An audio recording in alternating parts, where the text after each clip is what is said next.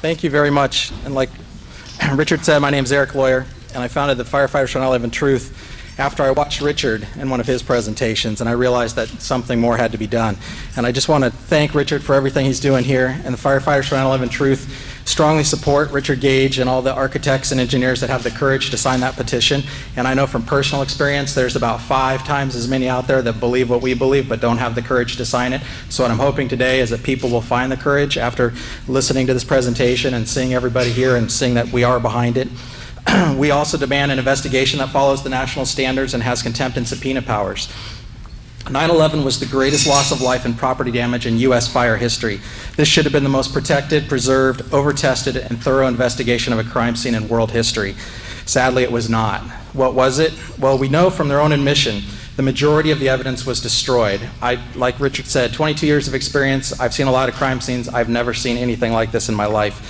I was out at the site. I saw trucks leaving faster than anywhere I've ever seen, but I accepted it at the time, and for years I accepted it because it was a recovery and rescue operation, and that's normal to have something like that going. Again, we never seen anything like it, but that was expected. What I didn't know for years, what was going on behind the scenes, was that evidence was being destroyed when it was shipped off. By their own admission, Tower 7 investigation, this investigation at Tower 7 had no physical evidence. How do you investigate a crime when you've destroyed all the evidence? It doesn't make sense. They also admit that they refused to test the explosives, or to test for explosives or residue of thermite. Now, this is what I'm going to go into here just real quickly, is there are national standards for an investigation. That's what all of us are asking for, an investigation that follows national standards and holds people accountable. This manual right here, just so you can see it, is what we call the kind of the Fire Investigation 101. This is the most basic fire investigation manual there. This is for the 2001 edition. This is what should have been referred to, at least. It doesn't have to be followed exactly, but it should have been used as a guideline for the investigation. I'm just going to cover a few of the things that are in here. So NIST violated, and the initial investigators that did not protect the scene violated the most basic of the guidelines. And I'm going to cover 5 of them here. One is the NFPA 9.3.6. It covers spoliation of evidence. Specifically what it reads is, once evidence has been removed from the scene, it should be maintained and not destroyed or altered until the investigation is complete. The steel was melted down prior to the investigation. We know that from their own admission. This is no conspiracy theory stuff. 19.2.4, exotic accelerants. If on the scene you find melted steel or concrete, you should consider the use of exotic accelerants. And they specifically say in the manual, thermite mixtures produce exceedingly hot fires that can account for melted steel and concrete. That also says they leave residues that can be tested for visually and chemically identifiable. Again, they did not test for it. And just put it in perspective, on a routine house fire, if we suspect even the slightest use of an accelerant, we're going to test for it when there's no fatalities, when there's very little property damage. So to not do it on this, there is absolutely no excuse. I can't drive that point home enough. 18.15 is analyze fuel source. All available fuel sources should be considered and eliminated until one fuel can be identified as meeting all the physical damage criteria. For example, if you find pulverized concrete, which we all know there was in all 3 buildings, there was pulverized concrete, the only fuels that can create seeded explosions should be considered.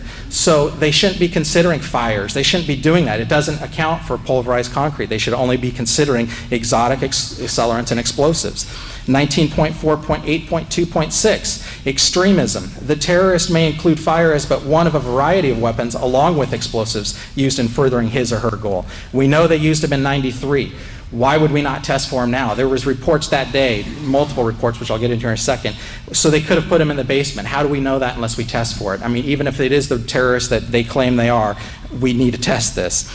14.3, preservation of the fire scene and physical evidence. We find the following: the cause of a fire explosion is not known until near the end of the investigation. The entire fire scene should be considered physical evidence and should be protected and preserved. It's just over and over. There's so many. You can go to our website, the FireFighters for 9/11 Truth. We have many more of these actual chapters that cover what they should have done that they did not do. So now, by their own admission, in all 3 building collapses, NIST refused to physically test, like Dr. Stephen Jones did, for explosives. This is just unbelievable. And here are their excuses, and I quote, "It is unlikely that 100 pounds of thermite or more could have been carried into World Trade Center 7 and placed around columns without being detected, either prior to September 11th or during that day."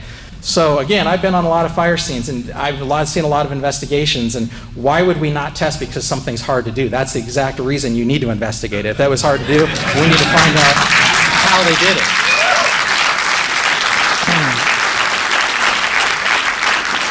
And number two, NIST excuse. In addition, no blast sounds were heard on the audio tracks of the video recordings during the collapse of World Trade Center 7 or reported by witnesses. That's one of the excuses why they didn't test. Well, apparently they didn't read Chapter 18. 18 is the general definition of explosions.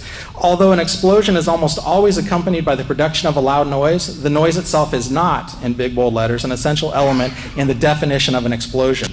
The generation and violent escape of gases are the primary criteria of an explosion.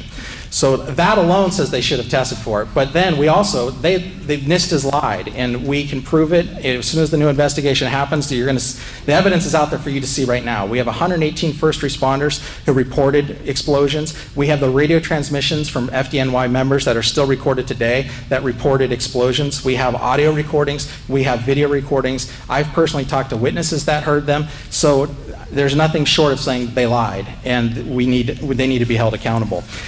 And besides that, like I said, there is no excuse for not testing for explosives. And so at the very least, at the very best, even if you want to believe the official story, this was the most incompetent investigation of all time.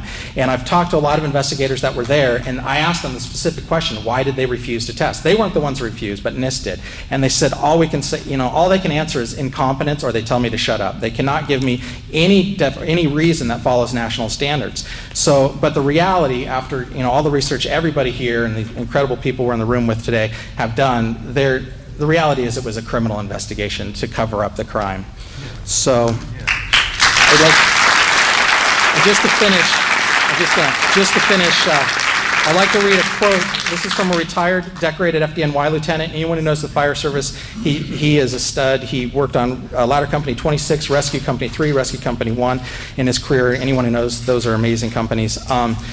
Here's his comment. Trade Tower 7 by itself is the smoking gun. Not hit by an aircraft with only a few relatively small fires, it came down in a classic crimp and implosion, going straight into its basement. Something only very precise demolitions can accomplish, which takes days, if not weeks, to prepare. The 9/11 Commission didn't even mention it, and FEMA actually stated they didn't know why it collapsed and left it at that. Brothers, I know that the above implications are hard, almost unthinkable, but the official explanation is utter nonsense, and 343 of our murdered brothers are crying out for justice.